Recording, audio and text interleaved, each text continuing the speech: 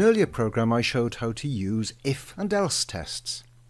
The only trouble was that in that example the value that these tested had already been assigned in my code. Look, here it is, age equals 70. So the value wasn't really capable of being changed while the program was running. That being so, you might say that the if and else tests weren't really needed because as the programmer I knew in advance exactly what the value of age was bound to be. But this sort of test is needed when the value assigned to a variable can change while the program is being run, and so the programmer does not know in advance what its value is going to be. Let's see an example. This is in 01_test_age. This asks the user to enter an age at the command prompt. It then assigns the value entered to the age string variable. In order to get input from the command prompt, I've used the gets function.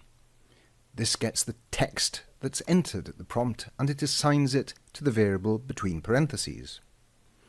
This variable is treated as a string. That's a sequence of alphanumeric characters.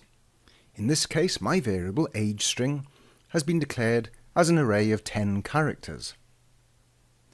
But my if test requires an integer variable. I convert the string age string to an integer using the a_to_I function. And I assign the result to the int variable named age. Once that's been done, the value of age can be tested against an integer value as I do here. But there's still a problem. What if the user enters some text that can't be converted to an integer? Well, let's try this out. First of all, let me enter something sensible. So I'll enter an integer, or actually this is a string that can be converted to an integer.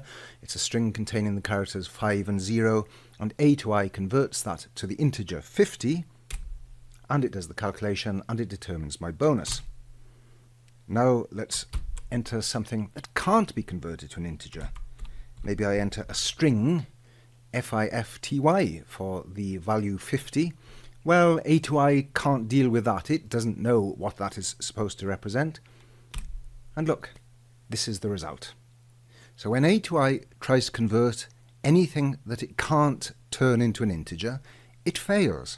And when it does that, it returns the value 0. But in my program, a return value of 0 is treated as a valid age. And a bonus is applied, and this message is displayed. That's clearly not what I intended, so how do I fix the problem? One simple solution to this problem is to test if the value of age is 0, and if it is, then you can take specific action. For example, you could display an error message. And only if it is not 0 would you continue to perform the normal tests. Now let's have a look in 02_test_age, and I'll also make this my active project, and you can see that that is what I have done here. In fact, this illustrates how to nest if and else tests. Let me scroll down so you can see all the relevant code. Here I test first if the value of age is 0. If it is, this message is displayed. You entered an invalid age, so your bonus cannot be calculated. If age has any other value, the code block following the first else executes. This block contains all the code between the outermost set of curly brackets, here and here. The code includes another if-else test. Remember that this second if-else test only executes when the first if test has failed, that is, when age was not 0. These types of nested if-else tests, one inside the other, are not uncommon in C programs or indeed in programs in other programming languages. However, be careful, don't overdo them. If you find in your code you've written lots of if-else tests that are nested one inside the other, and those levels of tests go more than one level deep, then that is going to become quite confusing, quite hard to understand. So if you find that you've written code with many nested levels of if or if-else tests, it's worth considering whether you should really rewrite the code to make it clearer and easier to understand. At any rate, let me show you this version of my program in action.